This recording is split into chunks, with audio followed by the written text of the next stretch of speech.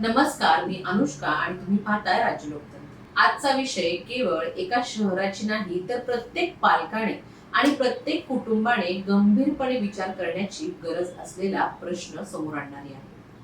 मुलं घर सोडून जातात, पण मुलींचं घर सोडण्याचं प्रमाण मुलांच्या तुलनेत तब्बल 4 पट असल्याचं एका अहवालातून समोर आलं आहे।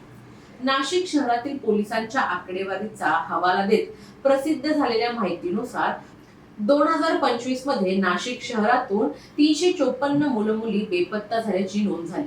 त्यापैकी तब्बल 276 मुली होत्या। म्हणजेच बेपत्ता झालेल्या अल्पवयीन मुलांमध्ये मुलींचं प्रमाण जवळपास 78% होतं।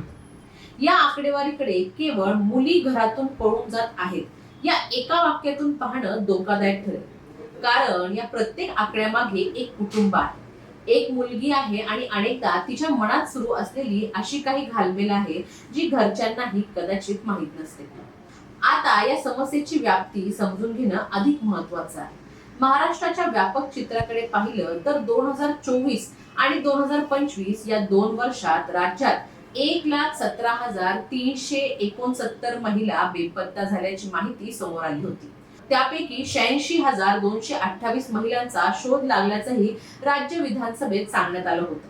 त्यामुळे नाशिकमधील 354 मुलं मुली आणि त्यातील 276 मुलींचा आकडा हा केवळ स्थानिक घटना म्हणून दुर्लक्ष करता येणार नाही। उलट मुलं आणि विशेषतः त्यामध्ये मुली घरापासून भावनिकदृष्ट्या दूर का जात आहेत याचा सामाजिक, कौटुंबिक आणि डिजिटल पातळीवर विचार करण्याची ही वेळ आहे। आता प्रश्न आहे की मुली घर का सोडतात? याचं उत्तर एका कारणात मिळण्यासारखं नाही। या अहवालातून कौटुंबिक ताणतणाव, प्रेम संबंध, मोबाईल आणि सोशल मीडियाचं आकर्षण, पालकांकडून शिक्षण आणि गुणांसाठी वाढणारा दबाव, घरातील भांडणं, भावनिक ताण, स्वातंत्र्याची इच्छा आणि काही प्रकरणांमध्ये बाहेरील व्यक्तींशी निर्माण होणारे संबंध अशी अनेक कारणं नमूद करण्यात आली आहेत।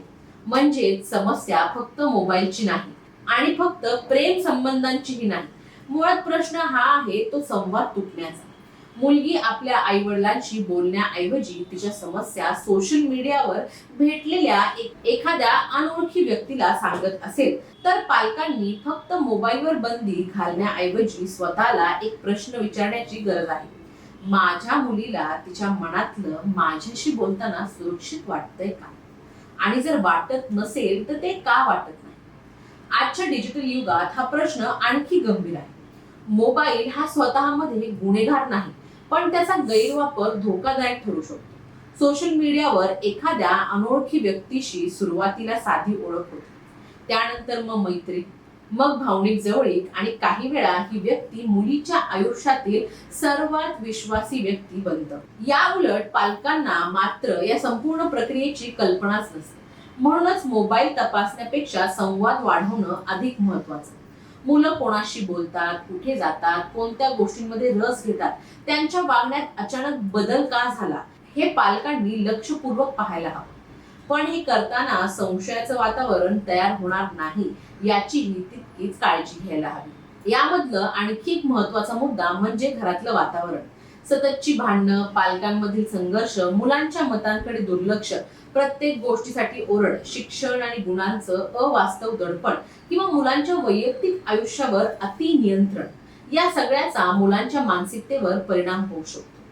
अर्थात घर सोडण्यामागे प्रत्येक वेळी घरच कारणीभूत असतं असंही म्हणता येणार नाही।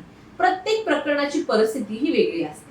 पण एखादी मुलगी जर घर सोडून गेल्यानंतर तिने असं का केलं एवढाच प्रश्न विचारण्यापेक्षा तिला घरात कोणती समस्या सांगता आली नाही हा प्रश्न पालकांनी स्वतःला विचारणं किंवा कुटुंबाने स्वतःला विचारणं अधिक महत्त्वाचं आहे। आता इथे पालकांसाठी सर्वात मोठा धडा आहे। मुलांच्या हातात मोबाईल आहे म्हणून मोबाईल काढून घेणं हा एकमेव उपाय नाही। उलट अचानक कठोर निर्बंध घातल्यामुळे काही मुलं पालकांपासून आणखी दूर जाऊ शकतात। त्यामुळे घरात काही ठराविक आणि स्पष्ट नियम असावे। अनोळखी व्यक्तींची वैयक्तिक माहिती शेअर न करणं, फोटो किंवा खासगी माहिती न शेअर करणं, ऑनलाईन ओळख झालेल्या व्यक्तीला प्रत्यक्ष भेटायला एकट्याने जाऊ नये आणि काही संशयास्पद वाटल्यास लगेच पालक किंवा कुटुंबातील विश्वासू व्यक्तीला सांगावं। मुलांना डिजिटल सुरक्षिततेचं शिक्षण देणं ही आजच्या काळातील पालकांची सुद्धा एक मूलभूत जबाबदारी आहे। आणि जर एखादं पाल्य म्हणजेच मुलगी जर अचानक घरातून निघून गेली आणि तिच्याशी संपर्क होत नसेल तर वेळ घालवायचा नाही. ती रागात गेली असेल, परत येईल असं गृहीत धरून तासनतास थांबणं योग्य नाही.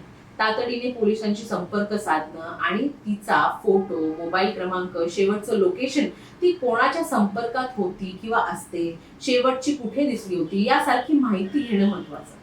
मुलगी सापडल्यानंतरही विषय संपत नाही. ती घरातून का गेली होती, तिच्या मनात नेमकं काय होतं आणि पुन्हा अशी परिस्थिती निर्माण होऊ नये यासाठी काय बदल करायचा हे समजून घेणं तितकंच महत्वाचं. इथे शाळा आणि महाविद्यालयांची ही जबाबदारी मोठी आहे. विद्यार्थ्यांसाठी नियमित समुपदेशन, मानसिक ताणाबाबत मार्गदर्शन, ऑनलाईन सुरक्षितता, सोशल मीडिया वापर, भावनिक संबंध आणि वैयक्तिक सुरक्षितता याबाबत जागरूकता निर्माण करणं गरजेचं आहे. कारण प्रत्येक मुलगा किंवा मुलगी आपापल्या पालकांशी प्रत्येक गोष्ट शेअर करेलच असं नाही. काही वेळा एक शिक्षक, एक समुपदेशक किंवा एक विश्वासू व्यक्ती योग्य वेळी केलेला संवाद एखाद्या मुलाला चुकीचा निर्णय घेण्यापासून रोखू शकतो. आणि आता सर्वात महत्वाचं, मुलगी सापडल्यानंतर समाजाने तिच्यावर प्रश्नचिन्ह उभं करण्याऐवजी तिचं म्हणणं ऐकून घेणं गरजेचं. तू घरातून का गेलीस, कोणाबरोबर गेलीस, आमची बदनामी केलीस या प्रश्नांपेक्षा तुला काय त्रास होता, तुला कोणाची मदत हवी होती का, किंवा आम्ही कुठे कमी पडलो, हे प्रश्न अधिक महत्वाचे आणि प्रभावी आहेत. कारण 276 हा फक्त आकडा नाही, त्या आकड्यामागे 276 मुलींच्या कथा आहेत, 276 कुटुंबांची चिंता आहे आणि अनेक अनुत्तरित प्रश्न आहेत. त्यामुळे या विषयाकडे मुली बिघडल्या, मोबाईलमुळे सगळं होतंय किंवा प्रेम संबंध हेच कारण आहे अशा सोप्या निष्कर्षातून पाहणं चालणार नाही. मुलींवर लक्ष ठेवणं आवश्यक, पण त्या लक्ष ठेवण्याचं रूपांतर संशयात होऊ नये हेही तितकंच महत्वाचं. मोबाईलवर नियंत्रण हवं पण संवाद बंद नको, शिस्त हवी पण भीतीचं वातावरण नको. कारण शेवटी प्रश्न एवढाच आहे, मुलगी संकटात सापडल्यावर तिला मदतीसाठी सर्वात आधी कोण आठवणार, घर की सोशल मीडियावर भेटलेली एखादी अनोळखी व्यक्ती? आणि जर या प्रश्नाचं उत्तर घर असावं असं जर वाटत असेल तर त्यासाठी आजपासून घरात संवाद, विश्वास आणि सुरक्षिततेचं वातावरण निर्माण करावं लागेल. ही फक्त मुलींची समस्या नाही. तुम्हाला याबद्दल काय वाटतं आम्हाला कमेंट्स मध्ये नक्की कळवा.